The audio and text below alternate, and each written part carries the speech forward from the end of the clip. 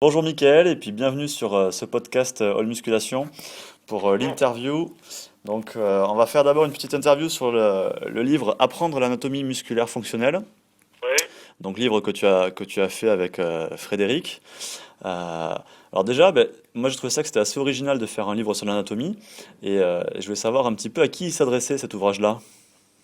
Bah, à tous ceux qui, alors d'abord, ceux qui doivent passer les diplômes pour devenir éducateur physique, personal trainer, etc. Mais plus généralement à tout le monde, tous ceux qui veulent un peu accélérer leur apprentissage de l'anatomie, plutôt que de l'apprendre indirectement dans des livres. Ouais. Là, on a un travail direct d'apprentissage ludique, parce que le but, c'était pas seulement d'apprendre comme dans un bouquin d'anatomie. Une fois qu'on l'a ouvert, on n'a qu'une envie, c'est de le refermer. Ouais. Là, il y a des questions, il y a du coloriage. Oui, effectivement, c'est vrai que quand on feuillette le livre, on se rend compte que cet aspect ludique est bien mis en avant. Et c'est vrai que c'est assez sympa au final parce que ça permet de... Le livre est en plus un petit peu interactif puisqu'il y a des questions sous forme de questions-réponses comme ça. C'est vrai que ça change de ce qu'on aurait, de ce qu'on aurait pu attendre ou peut-être même de ce qu'on aurait pu craindre d'un livre d'anatomie qui a tendance à faire un peu peur. Et cet aspect comme ça ludique, pour toi, il a bien marché? Enfin, vous vous rendez compte que les gens, ils ont bien compris comment marchait le livre ou ils en ont peur quand même encore? Non, mais je crois que ceux qui l'ont, ils en sont assez contents. En plus, il y a du coloriage parce que c'est comme quand on apprend la géographie, il n'y a rien de tel que de, comment de dessiner la carte de France pour apprendre la France, quoi. Ouais. Parce on peut l'apprendre comme ça, mais on ne le sait vraiment que quand on l'a dessiné. Et puis il y a plusieurs niveaux de coloriage. Alors on a un gros bodybuilder, donc là les muscles sont faciles à trouver. Mais après on a une personne beaucoup plus normale. Et là c'est plus difficile de bien situer les muscles sans se tromper, quoi. Ouais, d'accord. Et On a vite le quadriceps, la plupart des gens ils savent pas où le quadriceps commence et où l'ischio il se termine, quoi. oui, d'accord. Oui, donc effectivement, c'est vrai qu'on peut peut-être le préciser, c'est que le livre, il est découpé en une dizaine de sections, donc il y a une section par zone musculaire, avec à chaque fois, du coup, des informations spécifiques pour cette zone et aussi des questions spécifiques pour cette zone-là, quoi. Ce que je voulais voir aussi par rapport, si on revient un petit peu sur notre domaine de la musculation, pour toi, c'est vraiment essentiel, tu penses, que les sportifs un peu sérieux aient des notions comme ça d'anatomie, de biomécanique pour réussir à progresser et puis aussi pour durer dans ce sport-là? C'est la base, oui, parce qu'on parle aussi des blessures, mais dans ce livre. Mais c'est la base, oui, si on veut. Alors, par exemple, bon, les biceps, tout le monde sait à peu près les situer. Après, si on parle du brachial, il y a un peu moins de gens qui savent.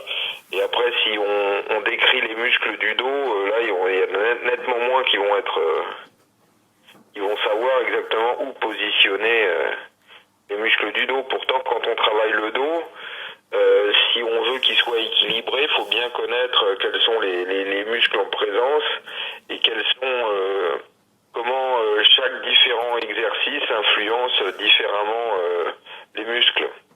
Ouais, ouais, je suis tout à fait d'accord avec ce point-là. C'est vrai qu'on voit souvent dans les salles ou à la maison ou ailleurs des gens qui tirent ou qui poussent simplement sur des machines sans trop se poser la question de savoir quel muscle c'est censé travailler, ni la fonction qu'ils sont censés faire, quoi.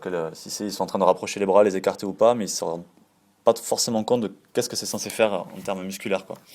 Oui, ou sinon ils se posent la question mais ils savent pas où les trouver parce que bon, il y a pas mal de dessins d'anatomie qu'on voit, par exemple dans Muscle and Fitness, mais c'est tellement grossier et c'est tellement faux comme anatomie que ils ont un peu de mal à concevoir. Ouais, ouais. Et par rapport justement aux autres ressources comme ça que tu cites d'anatomie, est-ce que il y a, d'après toi, une plus-value d'avoir ce livre si on a déjà la méthode de Lavier 1 et 2 et le guide du mouvement de musculation? Ça dépend si vraiment tu peux situer comment tous les muscles. Et il y a aussi les questions. Si tu arrives à répondre à toutes les questions, c'est que tu as bien assimilé les autres livres. Ouais, Donc ça te fait comme un test, comment ouais, oui, un test QCM, ouais, ouais, de compréhension des autres ouais, livres, ouais. quoi. D'accord, Pour ouais. être sûr, un peu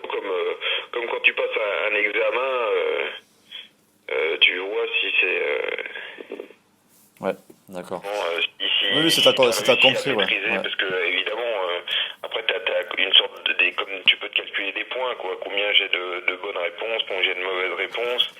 Il y a aussi alors, il y a des réponses, il y a des questions un peu simples, mais il y a des questions pièges.